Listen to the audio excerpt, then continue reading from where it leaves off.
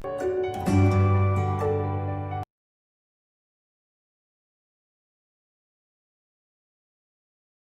morning students, welcome back to Triveni Memorial Senior Secondary School online classes. Students, today we are going to start one of our another chapter from class 7 in history, that is our chapter number 7, Tribes, Nomads and Settled Communities. Students, as the title itself is suggesting, we are going to study about these various groups, tribal groups, settled communities and nomads people. So let's begin students. Firstly, as you can see here, earlier the whole society was divided on the basis of Varna system. What was Varna system or caste based system, that we have already discussed in our last chapters, that is the whole society was divided on the basis of 4 castes. These are Brahmins, Kshatriyas, Vaishyas and Shudras. So let's move ahead student. Now firstly we are going to study beyond big cities, tribal societies exactly. Along with these Varna societies, these 4 societies which we discuss right now, another society or another group of people also joined the society. Now the question is, who are these people or who are these groups? These groups are tribal societies or these groups are tribal peoples. Now who are tribal people?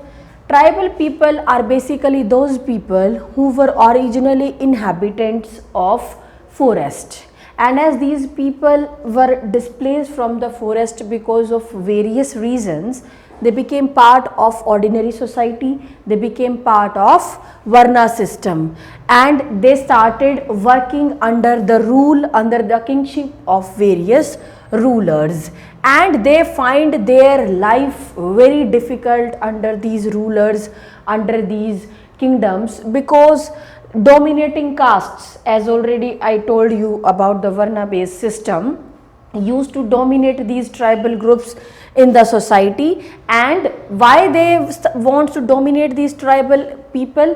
Because these tribal people have separate culture, separate tradition, separate custom of their own, which was not common or usual as other people like Brahmins or other society in the societies were enjoying. Now the next question is, who were tribal people? This I already told you.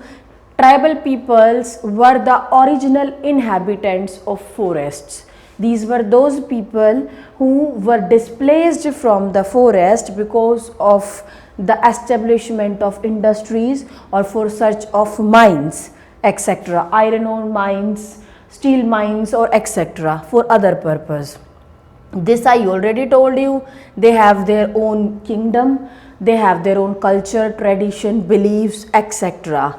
Now what is said here? It is said here regarding one of their chief, that is Kamal Khan Ghakhar. He was one of the noble. Noble means he was one of the Mansabdar, and under whom he used to work? He used to work under Akbar. And many other than Akbar, regarding other rulers also is mentioned here, like Multan and Sindh and Mughals. So regarding all these various rulers that I already told you earlier, that these are the different rulers, Mughals or you can say Mongols, etc., under the kingship of whom these people, tribal people, needs to serve themselves, needs to lead their life.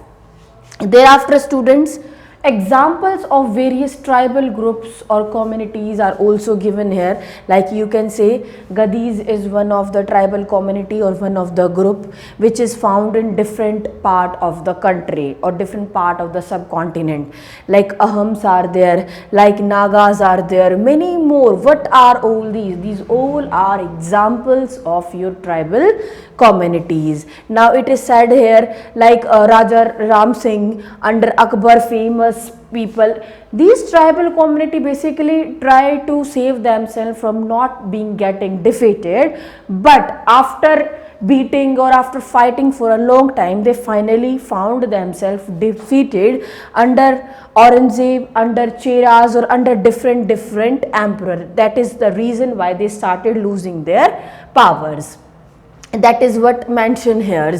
And as they started losing their powers, their population also started decreasing. Why? Because they started getting dominated by other castes which were present there in the society. They were not allowed to practice their own culture, their own tradition, etc.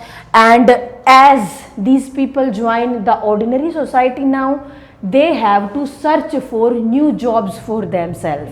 Now what jobs these tribal people involved in the society? Some of them became agriculturalists, some of them became zamindar, some became masons or craft person. According to the area, they choose different job opportunities, different occupations for themselves in order to earn their livelihood or in order to survive in the society. Thereafter, Gonds, I already told you, Gonds, Ahams, Nagas, who were these? These all are part of, for example, of your tribal community, and they are found in different parts. That is what mentioned here. Like if we talk about Gonds tribal community, where they were found in Chhattisgarh, Madhya Pradesh, Andhra Pradesh, and you all are very much aware about this thing. These all are forested regions. Thereafter, students, next topic is how nomads and mobile people lived. Now the term is nomadic pastoralist. Very easy, and we have discussed this topic many times. In fact, we have heard about it in science as well. Nomadic peoples are those people who never led a settled life.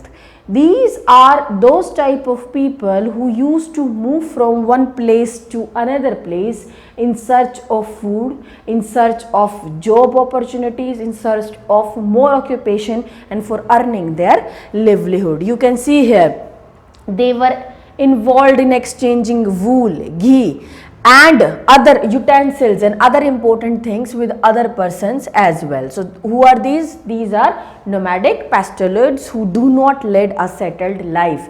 They used to transport things, transport like grains, ghee, etc. on bullocks or some other transport from one place to another place. And the caravan that was used by these people, nomadic pastoralists, was famously or commonly known as tanda.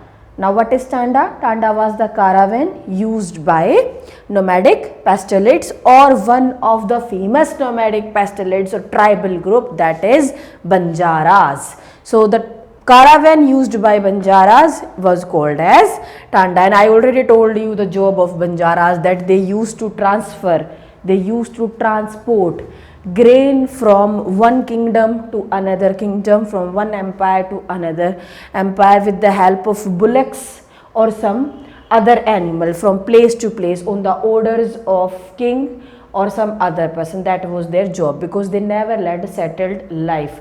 Their job is to move from one place to another place. Banjaras are example of tribal community only, that I already discussed with you, students. And thereafter, next topic is, you can see here, this I already told you, as these people earlier they were part of forest, and now as they became the part of the ordinary society, they started searching new job opportunities for themselves. They involved themselves in new jobs, like for example, they started weaving work, they started bringing sacks, and you can say they used to transport grains, and they involved themselves in agriculture labor, they involved themselves as masons, etc. Why they are doing all these things? In order to earn livelihood. The next topic is changing society, new caste and hierarchies.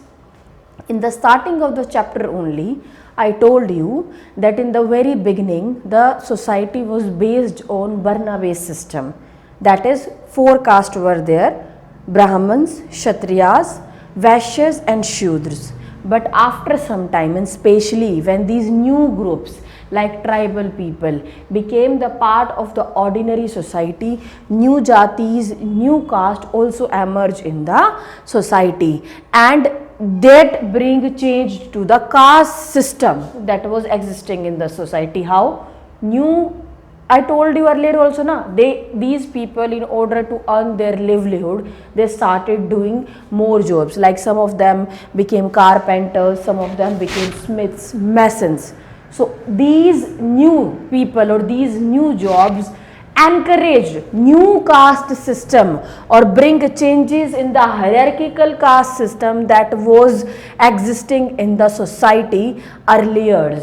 Other than these, other than the Brahmins, Kshatriyas and all other castes were also there that joined the society or became the part of the society, like Rajputs became the part of the caste system, and people involved themselves in agricultural areas. And you all know these things. Rajputs at that moment was one of the very dominant caste system among all the castes, because these people lived in very powerful states. Thereafter, students, you can see here the whole caste system, this whole caste system was joined into a particular series, that is from top to bottom or from bottom to top. The caste are categorized, like if a particular person is mason or carpenter, he or she belongs to low caste. If a particular person is Rajput or belongs to high caste. In this way, this caste system is hierarchical based. Hindus were given preferences, they were given high caste, and the Muslims or the Islamic people, they were given low caste system in this hierarchical stair chain. And at that particular movement of time, orthodox Hindus were found. Orthodox Hindus means those people completely follows the path of Hindu religion and avoids the rules or avoids the sayings of other religions and do not believes in other religion at all. The next topic is a closer look, that is Gonds. Regarding Gonds, I already told you, one of the tribal society, tribal people who used to reside, who used to live in forested regions or forested areas, and they practice shifting cultivation. What is shifting cultivation? They used to clear the land and then burn the land, and with the help of the ash left, they used to sow the seeds and then do the cultivation. So basically these Gonds, these forested people or tribal group were involved in which cultivation? Shifting cultivation. And the complete society, this complete large society was divided into very small number of units, very small parts called as clans, and these clans were further again classified into different gharanas.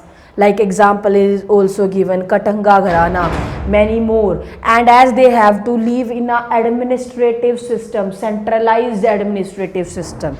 Centralized administrative system means as they now became the part of the ordinary society, they live in the society according or under the kingship of a particular king or emperor. So the whole society or the whole kingdom was divided into different ghars, that I already told you, and each ghar or each clan was further divided into part of 84 villages, that was called as Chorasi, and these 84 villages were further divided into units of 12 parts, which were called as barots. So that was the system that was existing there at that movement. This is what mentioned here. And if we say the Gond chief also wished to be recognized as Rajputs, as these people were on the way to prove themselves, to establish themselves in the society, they also want themselves to be known with a renowned name in the society.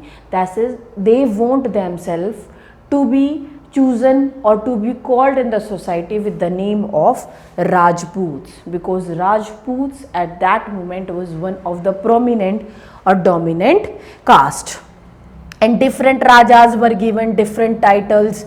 Example is also given here regarding Gond system and or Gond king, you can say, who later on became the part of the ordinary society, and the name of that particular king or Raja is Dalpat, who married one of the lady named Durgavati, who was a very capable lady. And one time occurred when Dalpat died, and after Dalpat died, his wife, they have their son also, Bir Narayan, who was just 5 years old only when his father Dalpat died. So Rani Durgavati tried level best to fight with Mughal forces, because Mughal forces want to capture their kingdom, but she was not ready to leave the kingdom. So during fighting only, she just left the war, or she got defeated from the Mughals, and finally she and her son, that is Bir Narayan, who was 5 years old at that moment, also died in that war or in that fight during Mughal Empire, fighting with the Mughal forces. And finally it got transferred to their cousin uncle, to Bir Narayan cousin uncles, and who was just a puppet in the hand of Mughals, and who used to give elephants, coins or other important things to the Mughal authorities as a tribute or as gift. Why? Because he was given access to be accepted as a king by the Mughal authorities. So basically they were working under him only. The next is the Ahams. Again, Ahams category of tribal people found in earlier time. At that time, these people migrated to Brahmaputra Valley. From where? From the present day Myanmar. From present day Myanmar, they got migrated, they got shifted to Brahmaputra Valley. Thereafter, students, what is there? They created their own state, they created their own regions, and Bhuyan system was found under Ahams. Now what was Bhuyan systems, or who were Bhuyans? Very big landlords at that moment or at that point of time were called as Bhuyans. Thereafter, students, you can see that Ahams built their very big state on themselves independently. They have their firearms, and they were having very good quality of guns and cannons available with them, along with the gunpowder, so that, like the case of Gonds, if Mughal authority or any other authority fought with them, they have some material at least to fight with these people or these regions. Thereafter, what happened? Mughals under Mir Zulma attacked the Ahom kingdom. Mughal authority attacked Gonds kingdom also, and now Mughal authority attacked Ahom people or Ahom kingdom people also, under whose kingship? Under the kingship of Mir Zulma. Now see what happened.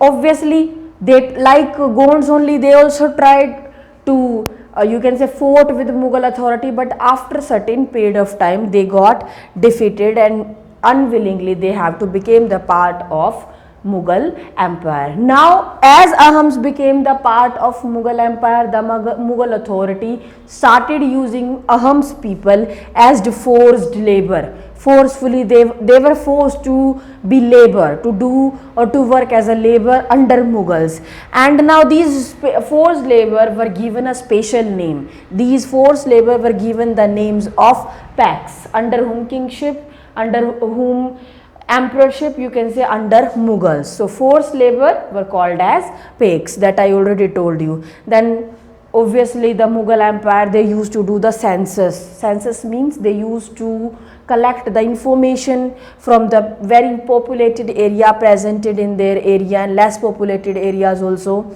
regarding various things, that whether the administrative system in the whole society is centralized or not, how many total number of adults are there who are serving in the you can say army, how many are not there, how many females are there, in what sort of occupation, in what sort of job they are involved in.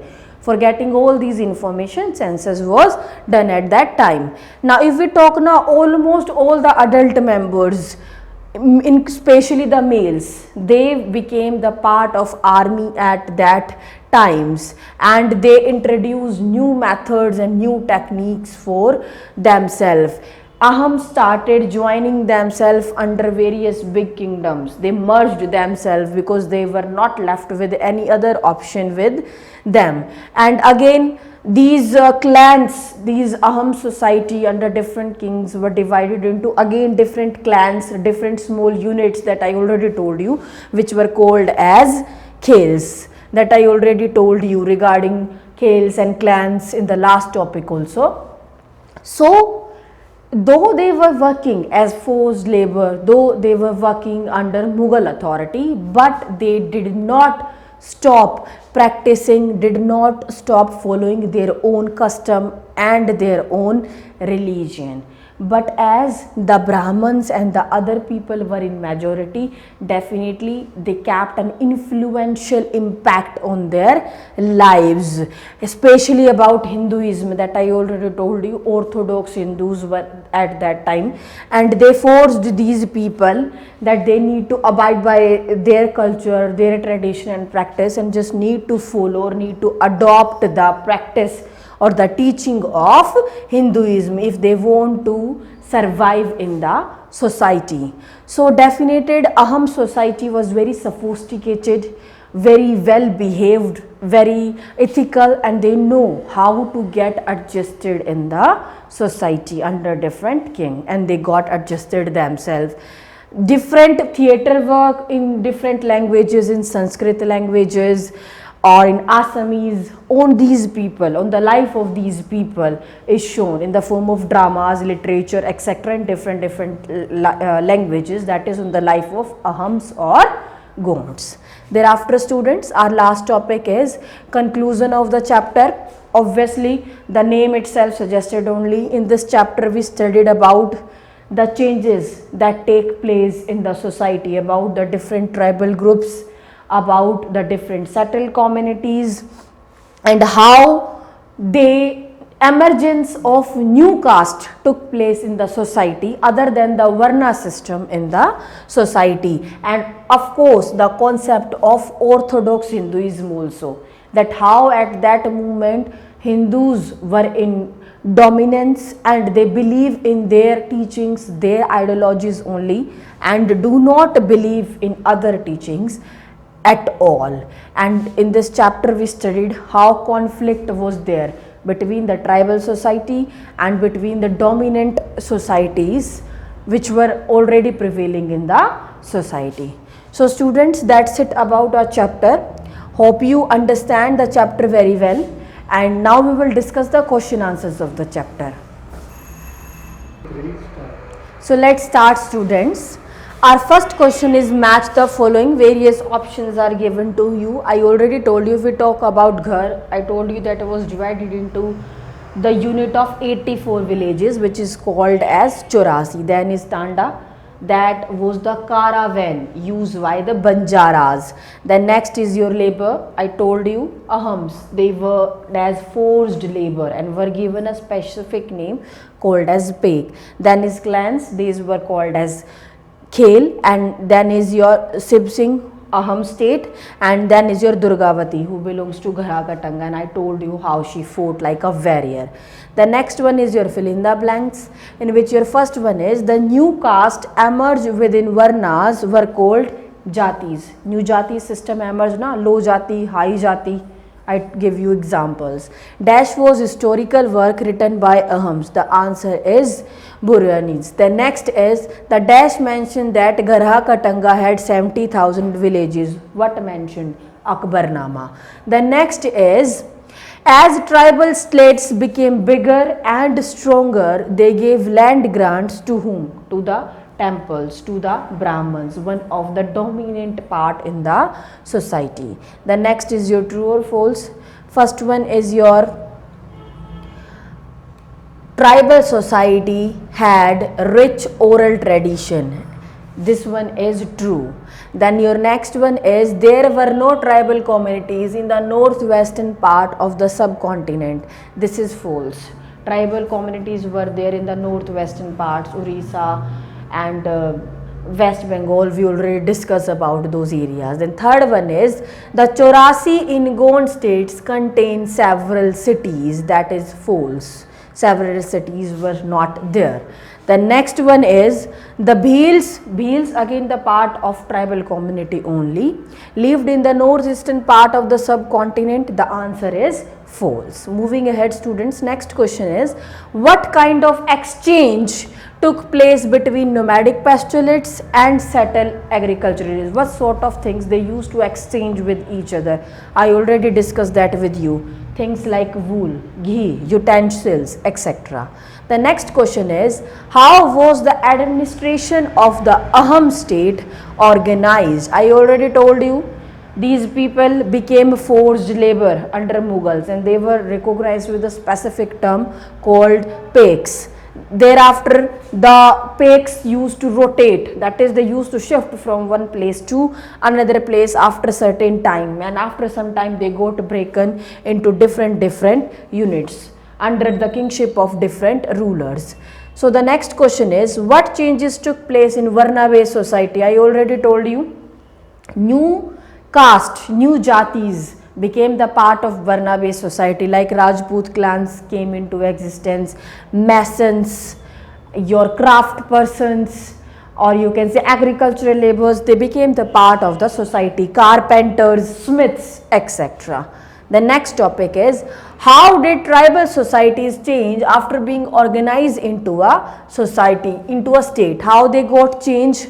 The whole society was divided into unequal social classes. Unequal social classes means high caste, low caste, economically rich, economically poor, etc. And what happened? Brahmans started receiving gifts from different people, from the Gond Rajas or from other powerful tribal groups as well.